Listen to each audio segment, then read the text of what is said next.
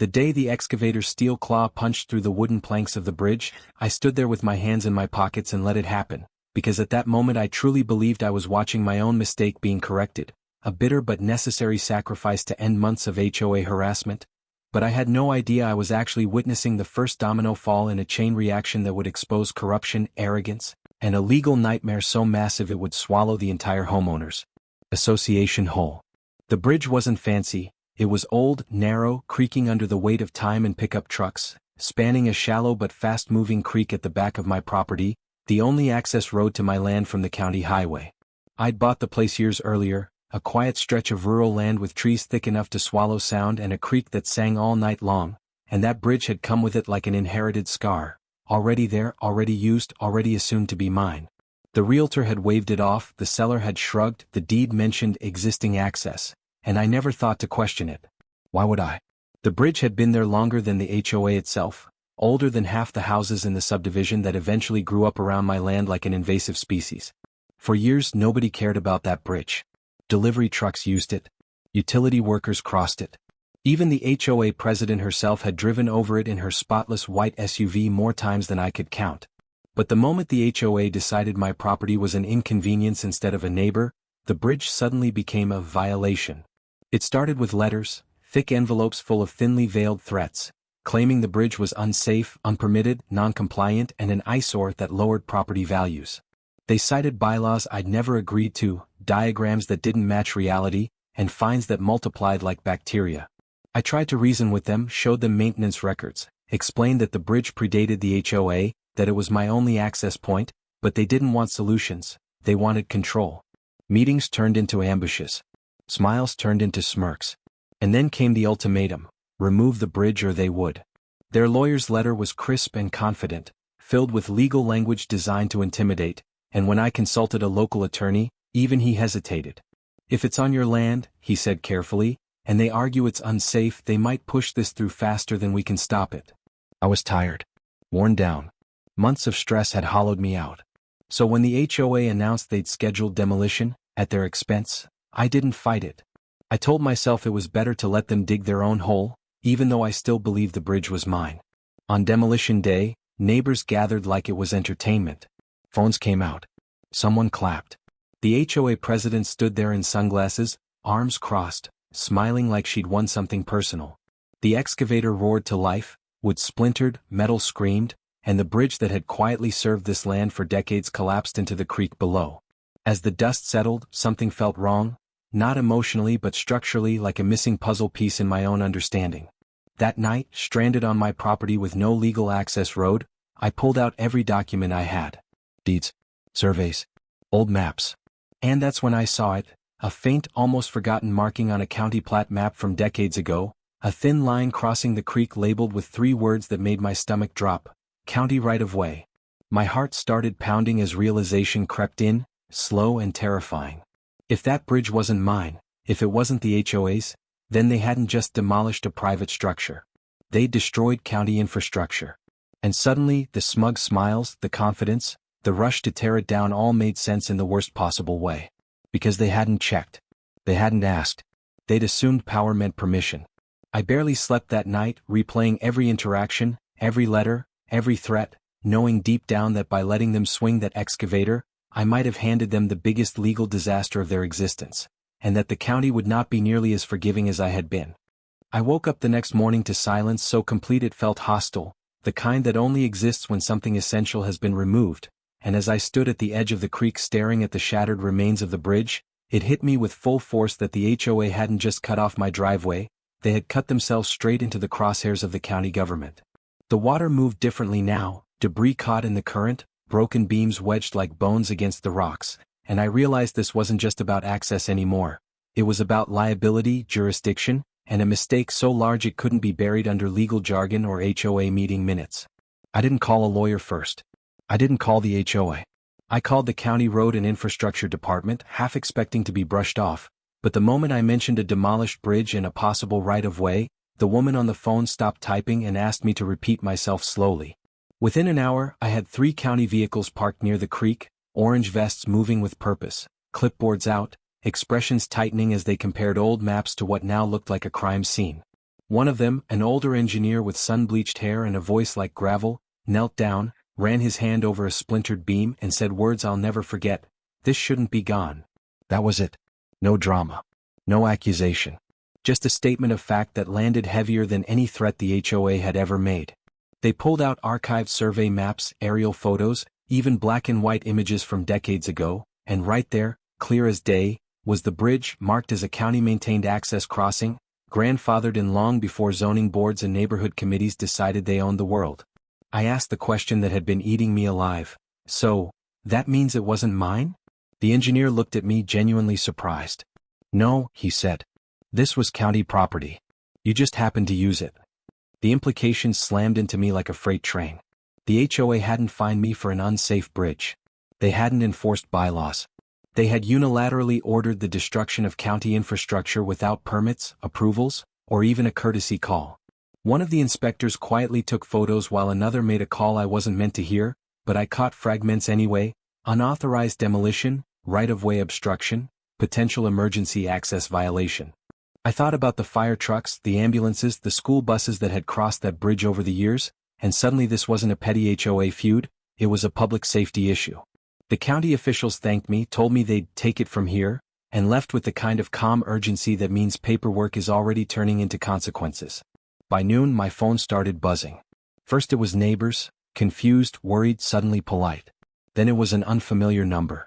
I answered, and for the first time since this all began, the voice on the other end wasn't confident. It was the HOA president. She spoke fast, tripping over her words, asking why county vehicles had been seen near the creek, suggesting there had been a misunderstanding, using the word collaboration, like it might magically rewind time. I didn't argue. I didn't accuse. I simply told her the truth. The bridge was county-owned and the county now knew it was gone. Silence followed, thick and heavy, before she muttered something about needing to speak with their attorney and hung up. That afternoon the emails started. Emergency HOA notices, calls for special meetings, vague statements about ongoing assessments, and temporary access solutions. The tone had shifted completely. Gone were the threats and fines. In their place was panic, thinly veiled behind formal language. What they hadn't realized, and what I was only beginning to understand, was that the county didn't negotiate the way homeowners associations did. There were no warning letters, no drawn-out debates. There were statutes, penalties, and a paper trail that went straight to court.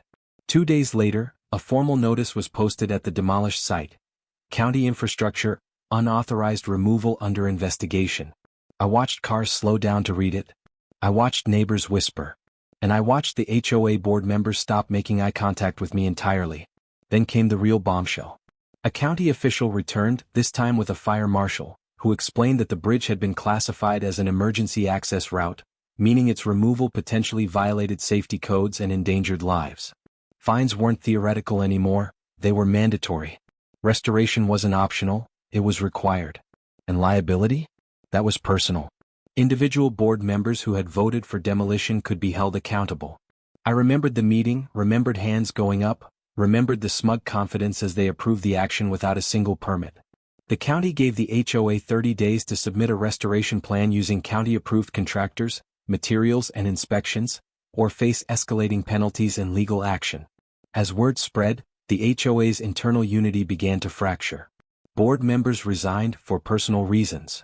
Emergency dues were proposed, then shouted down.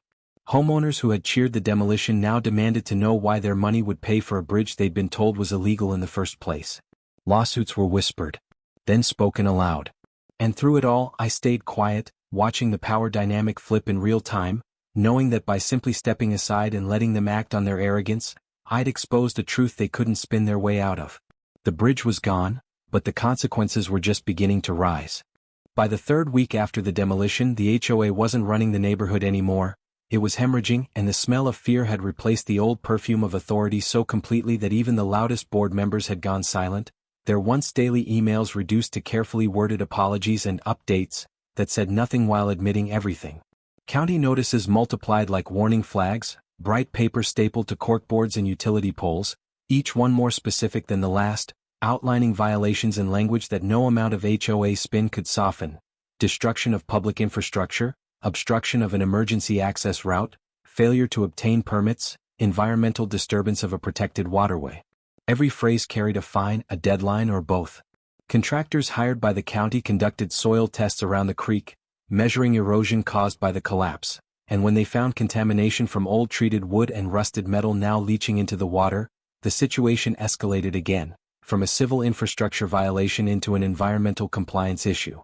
The HOA tried to take control of the narrative, calling a mandatory community forum, but what they got instead was a firing squad of homeowners who finally realized the cost of unchecked arrogance.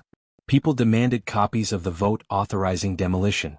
They wanted to know why no title search had been done, why the county hadn't been contacted, why warnings from residents, including me, had been dismissed. The treasurer admitted, under pressure, that the HOA's legal counsel had never been consulted before the demolition because they didn't want to delay enforcement. That single sentence detonated the room. Enforcement of what? A structure they didn't own, on land they didn't control, governed by laws they didn't bother to read. County officials attended the meeting, not to debate but to observe, and their presence alone changed the temperature. They explained, calmly and publicly, that restoration costs would likely exceed the HOA's reserve funds and that any attempt to pass those costs entirely onto homeowners could trigger additional legal scrutiny. In other words, the HOA had managed to trap itself between the county and its own members. Meanwhile, my personal situation shifted in a way I hadn't anticipated. With the bridge gone, the county was legally obligated to restore access to my property, and until that happened, they issued me a temporary access permit and compensation for disruption, including reimbursement for alternative access arrangements. For the first time since this began, I wasn't the one being fined or threatened, I was being protected. The HOA tried to reinsert itself, offering to coordinate, access or negotiate terms, but the county shut that down immediately. "You are not a party to this access," one official told them flatly. "You are the subject of the violation." Behind the scenes, things grew uglier. Emails surfaced showing board members discussing the demolition as a way to force compliance and send a message. Those emails, once leaked, became evidence. Resignations turned into blame shifting. The HOA president stepped down, citing stress, but it didn't shield her from liability. Homeowners began filing individual suits against the HOA for mismanagement, special assessment threats, and property value damage caused by the scandal. Insurance carriers entered the picture and promptly issued reservation of rights letters, signaling they might deny coverage due to willful misconduct. That word, willful, echoed through every conversation after that. It meant the board couldn't hide behind ignorance. They'd chosen speed over legality, authority over verification, and now they were personally exposed. The county's restoration plan was finalized and publicly posted. A modern, reinforced bridge designed to meet current safety and emergency standards, wider than before, stronger, and undeniably official. The cost estimate alone made jaws drop. It was more than the HOA's entire annual budget. The county made it clear they would front the work to restore public safety, then recover costs through liens, fines, and legal action against the HOA. Translation: the bridge would be rebuilt, but the HOA would pay for it one way or another. Neighborhood sentiment flipped completely. The same people who had once complained about my ugly bridge now saw it as the symbol of everything that had gone wrong. Yard signs appeared demanding board accountability. Meetings turned into shouting matches. And through it all, I watched from the sidelines, not celebrating, not gloating, just absorbing the surreal reality that by allowing the HOA to demolish something I thought was mine, I'd uncovered the limits of their power in the most public way possible. The bridge wasn't just coming back, it was coming back as proof, cast in concrete and steel, that authority without knowledge is just arrogance waiting to collapse. And the final consequences were still ahead. The morning the county began rebuilding the bridge, the neighborhood woke to the sound of machinery that no HOA email blast could silence, and as steel beams were lowered into place under the supervision of county engineers and safety officers, it became painfully clear to everyone watching that this was no longer a dispute, it was a verdict being carried out in real time. Orange barricades marked the site, official signage detailed project numbers and public safety notices, and the new structure rose with the kind of authority that only government infrastructure carries, a visible reminder that some lines cannot be crossed without consequence. The HOA tried one last time to regain control, issuing a carefully worded notice claiming they were partnering with the county on the rebuild, but the lie collapsed almost instantly when homeowners saw the county's own posted statement listing the HOA not as a partner, but as the responsible party for costs and violations. The financial fallout hit next, and it hit fast. Liens were placed against HOA accounts, freezing discretionary spending and forcing an emergency audit that exposed years of sloppy governance, selective enforcement, and undocumented decisions. Special assessments were proposed to cover mounting costs, only to be blocked by homeowners who now understood that paying quietly would only shield the very board members who had caused the damage. Lawsuits that had once been whispered about were filed openly, naming individual board members for breach of fiduciary duty, negligence, and willful misconduct. The former HOA president, who had once stood confidently at the demolition site, now appeared in court filings described not as a leader, but as a defendant. Insurance carriers formally denied coverage, citing intentional acts and failure to seek legal counsel, leaving the HOA to face the county's recovery efforts alone. As the bridge took shape, wider and stronger than before, the symbolism wasn't lost on anyone. Emergency vehicles tested the crossing. Inspectors signed off. And when the final barriers were removed, the county officially designated it as protected infrastructure, placing it permanently beyond HOA control. For me, the restoration marked the end of a long stretch of uncertainty. My access was secure, my property value restored, and my role in the conflict reduced to what it should have been all along: a resident who happened to live near a piece of public land. The HOA, however, would never be the same. Board elections were held early under court supervision. New bylaws were drafted with strict limits on enforcement power. Oversight committees were formed. And the culture of intimidation that had defined the association collapsed under the weight of its own exposure. Neighbors who had once avoided me now stopped to talk, not to apologize, but to understand how something so simple had been allowed to go so wrong. I told them the truth: it wasn't malice that caused it, but unchecked authority and the assumption that power didn't require verification. As the final inspection sign-off was posted, I stood on the new bridge and watched the creek flow beneath it, unchanged and indifferent, and realized the real lesson wasn't about land ownership or bylaws at all. It was about restraint. About knowing where your authority ends. The HOA had demolished what they thought was mine to prove a point, only to discover they'd destroyed something that never belonged to them in the first place. And in doing so, they built something far more permanent than a bridge. A record, etched into public files and community memory, of exactly what happens when arrogance meets reality. Months later, the dust had settled, the bridge stood stronger than ever, and the HOA was a shadow of its former self, but the ripple effects of their arrogance were still spreading through the neighborhood like aftershocks from a hidden earthquake. Lawsuits continued to trickle in, each revealing more about the board's reckless decision-making: emails showing deliberate bypassing of permits, recorded meetings where threats were casually tossed around, and internal memos acknowledging that they hadn't even verified ownership before demolishing a structure. Every document that surfaced added weight to the county's case and eroded any lingering credibility the HOA might have had. Homeowners, once passive, now demanded transparency. Audit committees were permanently established. Bylaws were rewritten to require board actions to pass through legal review before implementation. Special assessments were frozen until independent verification was completed. The former president and her inner circle faced personal liability.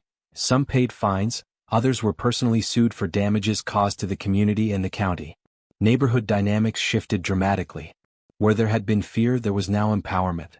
People who had once avoided confrontation stood up at meetings, asking pointed questions, demanding documentation, and ensuring no single individual could wield unchecked power again. Meanwhile, the rebuilt bridge became more than a functional crossing. It became a symbol, a daily reminder that authority has limits, that assumptions can be deadly, and that even a small act of patience, like simply letting the HOA demolish what they thought was yours, can reveal the truth in a way that lawsuits, emails, and board meetings never could. The county maintained oversight, ensuring the bridge was never tampered with again. Emergency drills were conducted over it. Engineers returned to inspect the foundation, and it was officially declared a permanent public structure with legal protections far beyond what the HOA could ever challenge. For me, the experience was transformative. I realized that by stepping back, documenting everything, and letting the natural consequences of arrogance play out, I could avoid personal conflict while still protecting my property and exposing wrongdoing. The HOA had acted with confidence, believing in their imagined ownership, only to have reality, and the law, catch up to them in a spectacular, irreversible way. Neighbors came to me quietly, sometimes with gratitude, sometimes just curious, asking how I knew the truth, how I remained calm while the chaos unfolded. And the answer was simple: I had paid attention, I had verified records, and I had refused to let intimidation dictate my actions. The bridge, once just a piece of wood over a creek, became a monument to accountability and patience, proving that even when power is abused, truth has a way of resurfacing stronger than anyone could anticipate. By the time the HOA tried to reassert itself, the neighborhood had already moved on, their authority permanently diminished, and a powerful lesson had been written into the community's history. Never act without verification, never assume power equals ownership, and never underestimate the quiet patience of someone who knows the law better than their neighbors. The bridge stood, the creek flowed, and the HOA learned, too late, that some mistakes cannot be unmade, and some lessons are carved into steel and concrete for generations to come. Years later, the rebuilt bridge had become more than a structure. It had become a landmark, a daily reminder that negligence and arrogance carry consequences far beyond the immediate moment, and the HOA, now a hollowed-out shell of its former self, was permanently reshaped by a single reckless decision that had snowballed into legal, financial, and reputational ruin. The former board members, many of whom had believed their positions insulated them from accountability, now faced the long-term consequences of personal liability, public scrutiny, and in some cases civil judgments that would shadow their finances for years. What had once been a quiet, suburban neighborhood governed by petty rules and arbitrary fines had transformed into a community vigilant about governance, transparency, and adherence to law. Neighborhood meetings were no longer ceremonial. They were rigorous, documented, and required independent legal consultation before any action could be taken, a direct result of lessons learned from the bridge incident. The county continued to maintain the bridge as part of the public right-of-way, reinforcing it, inspecting it, and even installing subtle signage detailing its official status and importance to emergency access routes, effectively cementing it as untouchable by the HOA or any private entity.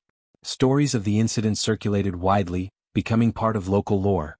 How the HOA, blinded by authority and assumptions, had destroyed public property, mismanaged funds, and left a trail of legal liabilities that would take years to reconcile.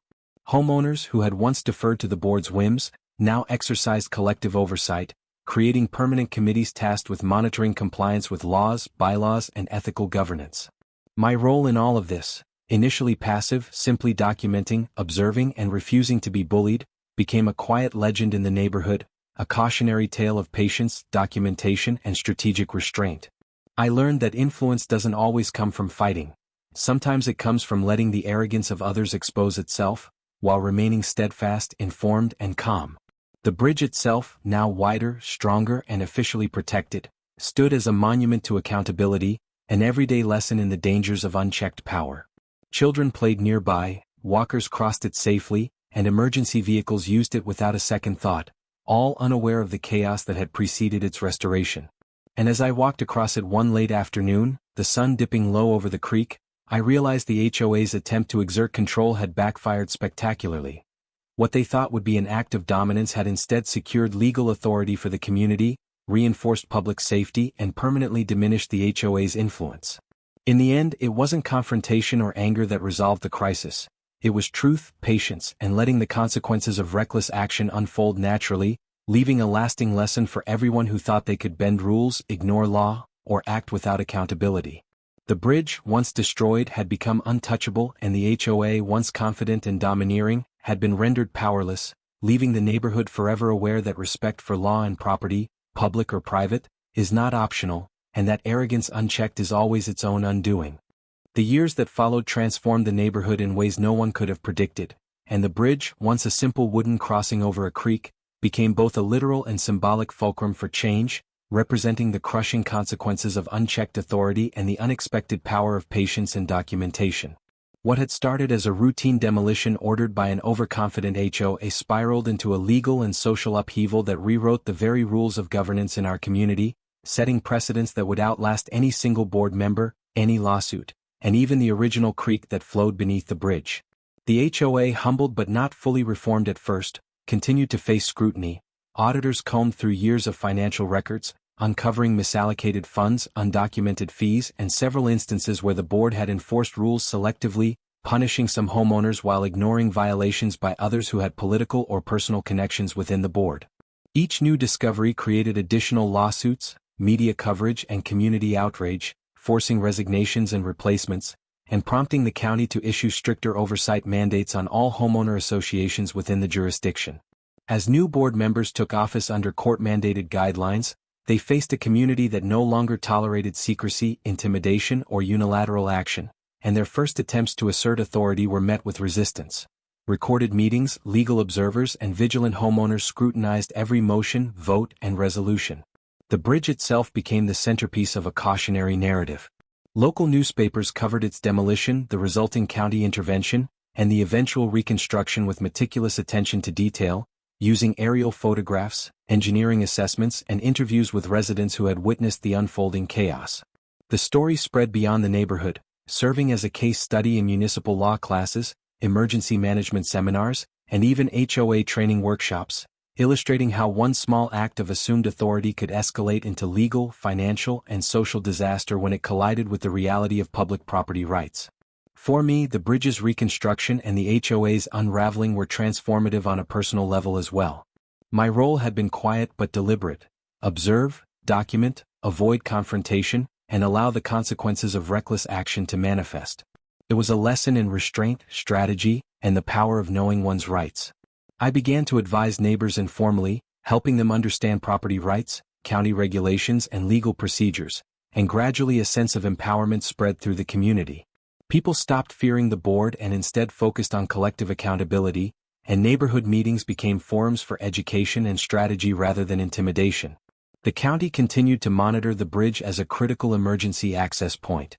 Engineers returned periodically to ensure structural integrity, environmental specialists assessed the creek and surrounding land, and the bridge became a model for reconstruction projects elsewhere, demonstrating how to replace obsolete infrastructure safely while reinforcing the importance of verifying property ownership before action. The final lessons, however, extended beyond law and construction. The HOA's failure revealed how easily human arrogance can obscure judgment, how assumptions about control can blind decision-makers, and how patience, careful observation, and reliance on verified facts can be more powerful than confrontation. The rebuilt bridge carried more than vehicles.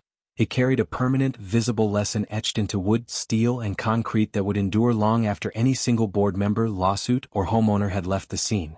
Even years later, parents pointed to it when teaching their children about responsibility, accountability, and respect for rules, telling the story of how a simple act of demolition led to the most important lesson in neighborhood governance they would ever witness. Meanwhile, the former HOA board members, many of whom had once walked the neighborhood with a sense of untouchable authority, were now seen walking quietly, heads down, aware that their choices had consequences far greater than they had ever imagined. Their personal reputations, finances, and professional credibility had been compromised, and their attempt to assert control had unintentionally strengthened community oversight, civic involvement, and public safety measures. In the end, the bridge had become untouchable not just as infrastructure, but as a symbol, a tangible reminder that authority without verification, confidence without humility, and action without accountability inevitably leads to collapse. For me, the quiet satisfaction came not from gloating or revenge, but from knowing that by allowing the HOA's arrogance to play out in full view, I had preserved the law, protected the community, and helped transform a neighborhood once plagued by fear into one defined by vigilance, knowledge, and empowerment. And as the sun set over the creek, casting golden reflections across the reinforced steel beams of the bridge, I realized something profound. The strongest structures aren't always built from wood or steel. They're built from truth, patience, and the courage to let reality rather than ego decide the outcome. The HOA's lesson was permanent. Their power gone. And the bridge, once destroyed, now stood not just as a crossing over water, but as a testament to justice, resilience, and the undeniable consequences of unchecked arrogance. By the time Section 8 of the story unfolded, the neighborhood had transformed almost beyond recognition, and the bridge that had once been the catalyst for chaos had evolved into the undeniable centerpiece of civic accountability and communal resilience.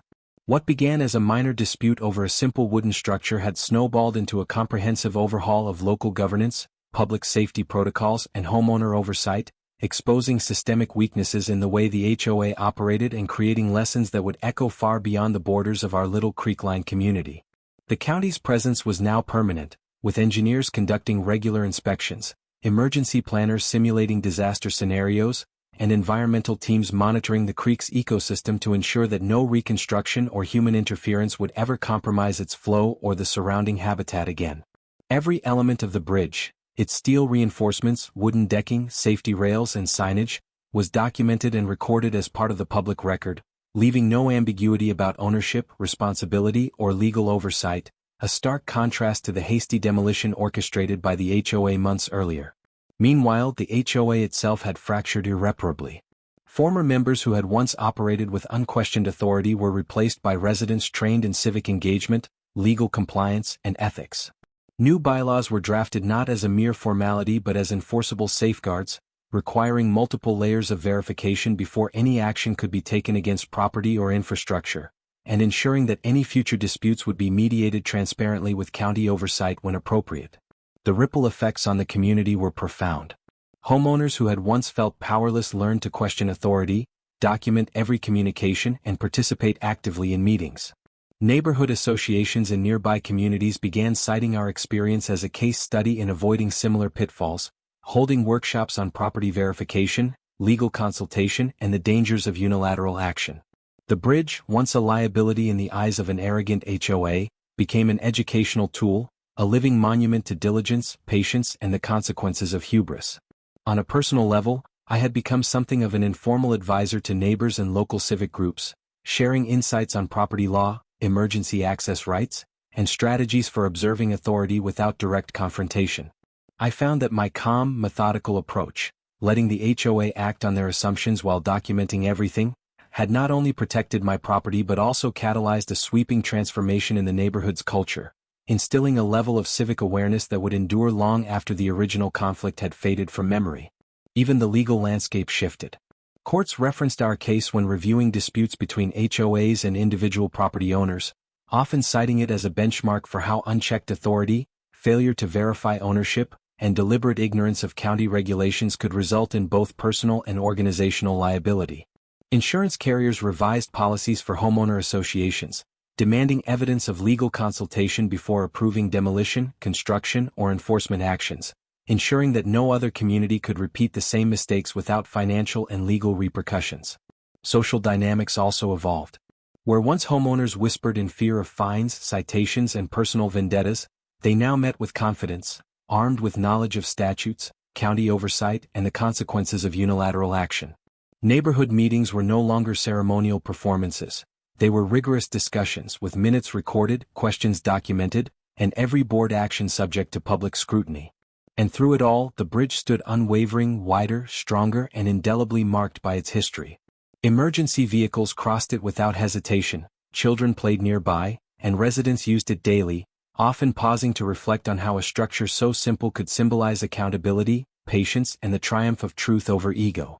Even the creek beneath seemed to acknowledge the transformation, its current steady, indifferent, yet somehow approving, flowing past the scars of old timber and new steel, a living testament to resilience and continuity. In private moments, I would sometimes walk along its span at dusk, watching the sun cast long shadows across the reinforced beams, contemplating how a single act of restraint, allowing the HOA to demolish what they mistakenly believed to be mine, had unleashed a cascade of events reshaping governance, legal precedent, and community awareness. It became clear that the story's true power lay not in the conflict itself, but in the way patience, careful observation, and adherence to truth could convert arrogance into accountability, chaos into reform, and a destroyed bridge into a permanent emblem of justice.